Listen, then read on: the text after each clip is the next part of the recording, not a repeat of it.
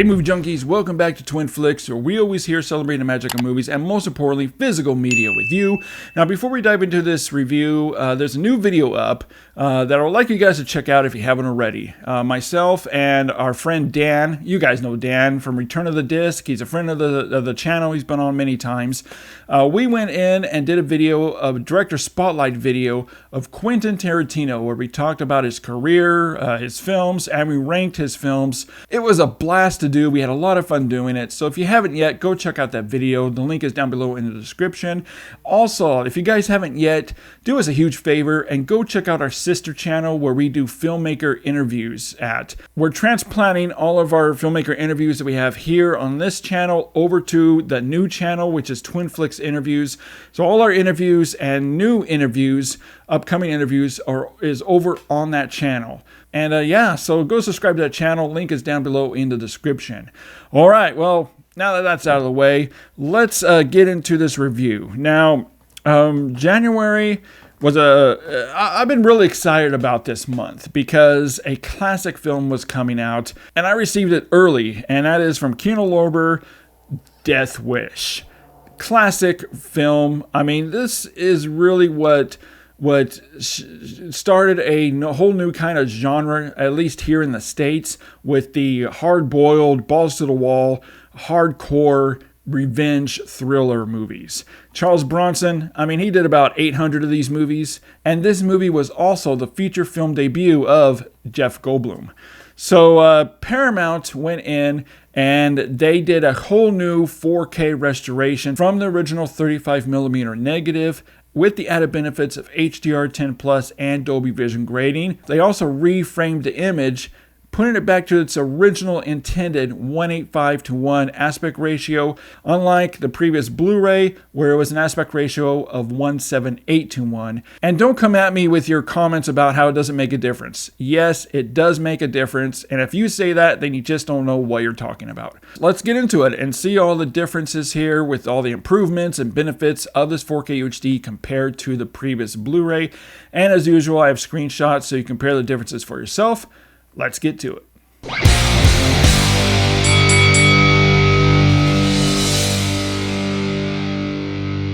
The color reproduction is extraordinary, and the HDR Dolby Vision gradings opens up the color gamut, enhancing colors and contrast with very pleasing color saturation.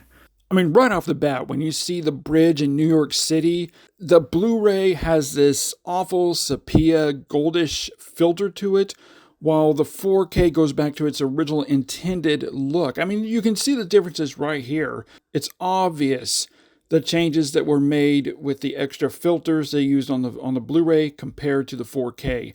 They went back and brought all the original colors back to its intended color. Now, the Blu-ray relied too hard on blues while pulling back the reins on yellows and reds, which made yellows look faded and reds look pinkish or faded red on the Blu-ray. We now have more lifelike natural color palette, where blues are natural blue, yellows actually look yellow, and reds are richer from cherry reds to crimson reds.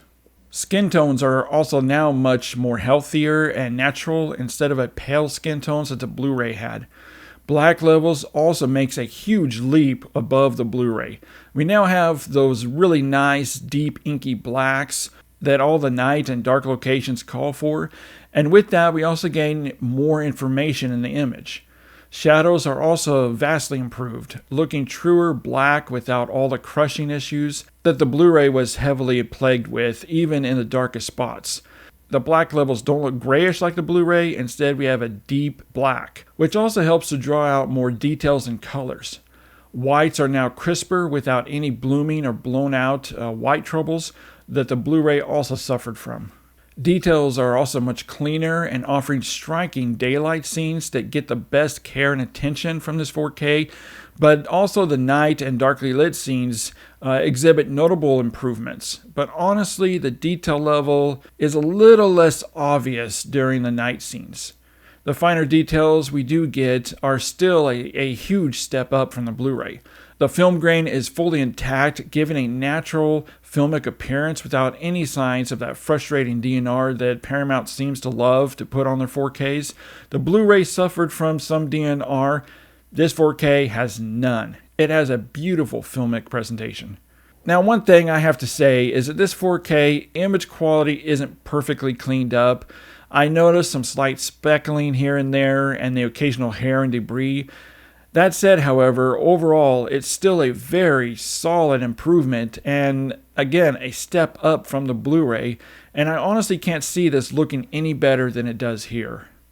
Now, as far as the audio, Death Wish does come with the same DTS stereo track as on the Blu-ray, but it also includes a new DTS HD lossless 5.1 track that is actually a quite impressive track, and I ended up sticking with the 5.1. The new 5.1 track works the surrounds very nicely, especially during sequences where Paul Creasy is trolling the streets of the busy red light districts in New York. Also, the sequences inside the bustling police department come through the surround channels, giving some really nice presence.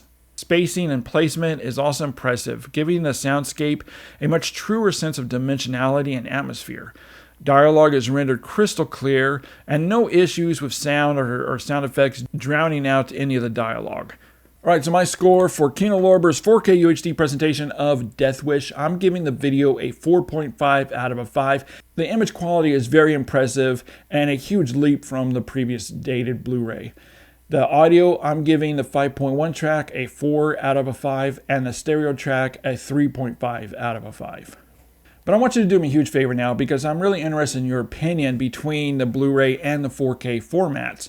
When you look at the differences here between the two formats, which do you think looks better? The Blu-ray or the 4K? Head over to the comments section and let me know. Alright, well, I want to thank you so much for hanging out for a few minutes here with me and comparing the differences between the 4K and the Blu-ray. As always, keep physical media alive, and I'll see you next time.